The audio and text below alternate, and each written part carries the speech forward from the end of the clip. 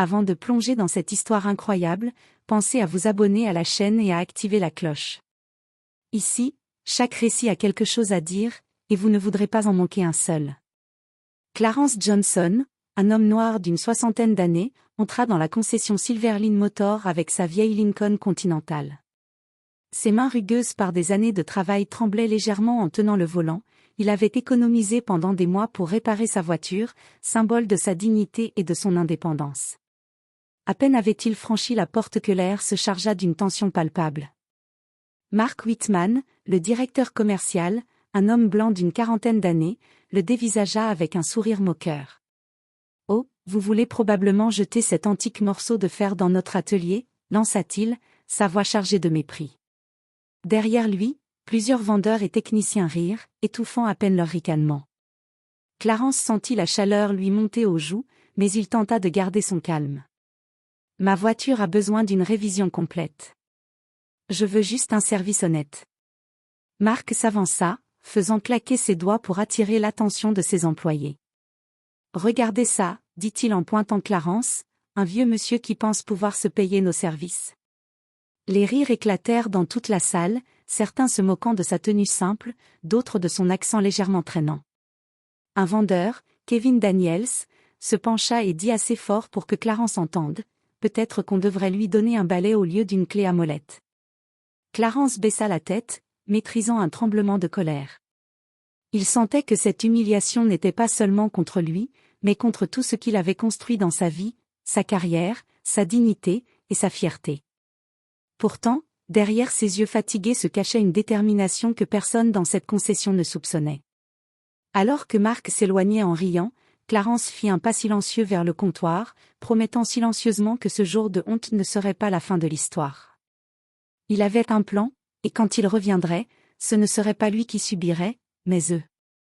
Après l'humiliation à la concession, Clarence Johnson rentra chez lui, la mâchoire serrée et le cœur lourd. Sa Lincoln Continental était stationnée dans son garage, témoin silencieux de sa frustration. Mais Clarence n'était pas un homme à se laisser abattre. Il savait que la vengeance ne se faisait pas dans la colère brute, mais dans la stratégie. Le soir même, il se mit à planifier chaque étape. Clarence avait travaillé pendant 35 ans comme consultant en gestion pour des entreprises automobiles avant de prendre sa retraite anticipée. Il connaissait les failles, les comptes, et surtout, les égos des dirigeants comme Mark Whitman. Avec un ordinateur portable et une pile de notes qu'il avait soigneusement gardées, il commença à rechercher les informations financières et les failles légales de Silverline Motor. Il créa un faux profil en ligne sous le nom de David Reynolds, un investisseur mystérieux intéressé par l'achat d'une part de la concession. Ses courriels étaient méticuleusement préparés, chacun contenant des détails qui montraient qu'il savait de quoi il parlait, mais assez vagues pour ne pas éveiller les soupçons. Clarence savait que la curiosité et l'avidité étaient les points faibles de Mark et de son équipe. Quelques jours plus tard, Clarence, sous son identité fictive, organisa une réunion avec Mark Whitman. Le directeur, flatté par l'intérêt soudain d'un investisseur potentiel, accueillit Clarence avec un sourire confiant. « Alors, monsieur Reynolds, j'espère que vous aimez ce que vous voyez chez Silverline Motor. Nous avons les meilleurs chiffres du marché. » Clarence observa silencieusement chaque mouvement, chaque tic nerveux de Mark. Il prenait des notes mentales pour chaque employé qui avait ri ce jour-là, pour chaque humiliation infligée. Il savait qu'un simple email ou un coup de téléphone ne suffirait pas. Sa vengeance devait être totale et irréfutable. Alors que Mark parlait, Clarence sentit une satisfaction froide s'installer. Le vieux vétéran humilié était désormais en position de pouvoir, et bientôt, ceux qui avaient ri de lui comprendraient ce que signifiait sous-estimer un homme déterminé. Quelques semaines après sa première rencontre avec Mark Whitman, Clarence, sous son identité de David Reynolds, avait tissé un réseau discret de contacts et d'informations. Chaque employé de Silverline Motor avait été catalogué dans son esprit, leurs forces, leurs faiblesses, et surtout, leurs petits secrets. Clarence envoya d'abord un rapport fictif d'inspection financière à Mark, soulignant de manière subtile certaines irrégularités dans la gestion de la concession. Les chiffres étaient manipulés avec précision pour semer le doute sans paraître inventés. Mark, paniqué à l'idée qu'un investisseur sérieux pourrait découvrir des failles, commença à remettre en question ses propres décisions et celles de son personnel. Pendant ce temps, Clarence établit un contact discret avec plusieurs employés clés, les convainquant de lui fournir, en toute innocence, des informations sur leurs ventes et leurs stocks. Certains, flattés par l'attention d'un investisseur potentiel, étaient plus que prêts à partager leurs chiffres, ignorant complètement qu'ils nourrissaient le plan de Clarence. Mais Clarence ne se contentait pas de manipuler les chiffres. Il commença à utiliser ses contacts dans l'industrie automobile pour obtenir des critiques anonymes et des évaluations sur Silverline Motor, qu'il présenta ensuite à Mark sous forme de rapports inquiétants. Les rumeurs de clients insatisfaits et de pratiques douteuses commencèrent à circuler, sans que Mark sache qu'elles venaient toutes du vétéran qui l'avait humilié.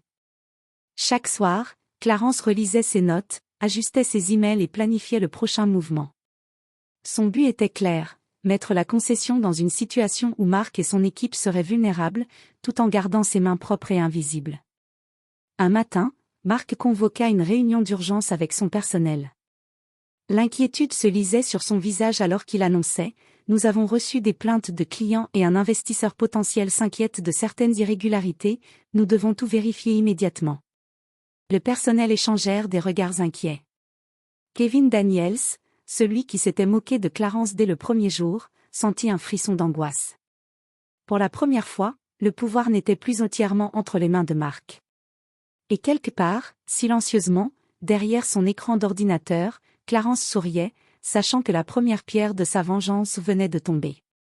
Quelques semaines après avoir semé le doute et la peur dans l'esprit de Mark et de son personnel, Clarence Johnson décida qu'il était temps de passer à l'action concrète. Chaque pièce était en place. Mark était nerveux, certains employés étaient suspicieux les uns envers les autres, et Clarence avait désormais accès à toutes les informations clés de la concession, grâce à ses contacts et à sa fausse identité d'investisseur. Le premier coup fut subtil mais efficace. Clarence, sous le nom de David Reynolds, contacta le siège social de la marque automobile et exprima des inquiétudes sérieuses concernant la gestion de Silverline Motor. Quelques jours plus tard, un inspecteur surprise se présenta dans la concession, exigeant de voir tous les registres financiers et opérationnels. Mark était paniqué, incapable de répondre rapidement aux questions pointues de l'inspecteur, tandis que le personnel commençait à se retourner contre lui. Mais Clarence ne s'arrêta pas là. Profitant de la panique, il commença à manipuler les communications internes. Il envoya des emails anonymes révélant de fausses erreurs des employés, créant une atmosphère de suspicion et de méfiance. Kevin Daniels et plusieurs autres techniciens furent accusés à tort de malversation ou de négligence, et le chaos s'installa.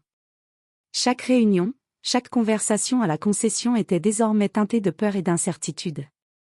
Les employés, qui autrefois s'étaient moqués de Clarence, se retrouvaient victimes de l'atmosphère qu'ils avaient contribué à créer.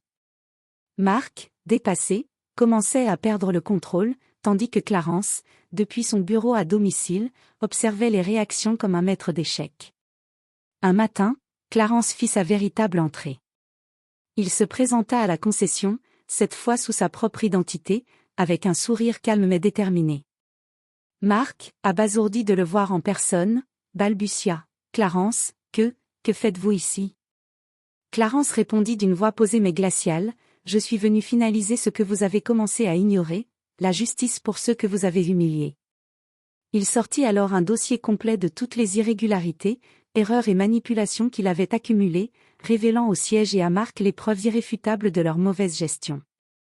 Kevin et les autres employés, confrontés aux preuves de leurs propres erreurs amplifiées et de la panique créée par les rumeurs, virent leur monde s'effondrer. Ce jour-là, Clarence prit le contrôle total de Silverline Motor, prouvant que même un vieil homme humilié pouvait retourner la situation et mettre ceux qu'il avait méprisés à sa merci. Le rire moqueur du passé avait été remplacé par un silence lourd, empreint de respect et de peur. Le matin suivant, Silverline Motor était plongé dans un calme tendu. Clarence Johnson, désormais détenteur de toutes les preuves et du soutien implicite du siège, convoqua une réunion générale. Mark Whitman, pâle et tremblant, se tenait devant son personnel, incapable de cacher sa peur. Clarence entra, la tête haute, l'air sûr de lui. Chaque employé qui s'était moqué de lui, Kevin Daniels, Sarah Linton, et tous les autres, sentit immédiatement que la dynamique avait complètement changé. Clarence s'assit à la tête de la table, posant son dossier devant lui comme un juge prêt à rendre son verdict. « Vous vous souvenez de moi, demanda-t-il calmement. Certains ont ri de moi, d'autres m'ont ignoré, pensant que je n'étais qu'un vieil homme. Aujourd'hui, vous allez comprendre qu'il ne faut jamais sous-estimer quelqu'un pour son âge, sa couleur ou son apparence. Il ouvrit le dossier et projeta sur l'écran toutes les irrégularités, erreurs et manipulations internes que lui et son alter ego, David Reynolds, avaient accumulées. Chaque employé vit ses propres erreurs et mensonges exposés, chacun d'eux avec des preuves claires. La tension était à son comble, certains essayaient de parler, mais Clarence ne les laissait pas interrompre. Puis vint le moment décisif. Clarence déclara. Pour restaurer l'honneur et l'intégrité de cette concession, je prends le contrôle complet. Et je commence par mettre fin à vos fonctions. Un murmure parcourut la salle. Les visages jadis arrogants se figèrent. Kevin Daniels, qui avait été le premier à se moquer de lui, sentit son cœur s'arrêter. Mark Whitman tenta de protester, mais Clarence continua. Chaque employé qui a participé à l'humiliation, à l'irrespect ou à la mauvaise gestion, est licencié. À compter d'aujourd'hui, vous n'êtes plus autorisé à travailler ici. Le choc fut total. Certains éclatèrent en larmes, d'autres baissèrent la tête en silence. Clarence ne montra ni joie ni rancune excessive, il se contenta de faire appliquer la justice avec calme et précision. Quelques semaines plus tard, la concession était transformée. Clarence avait recruté une équipe compétente et respectueuse, choisie avec soin pour ses valeurs et son professionnalisme.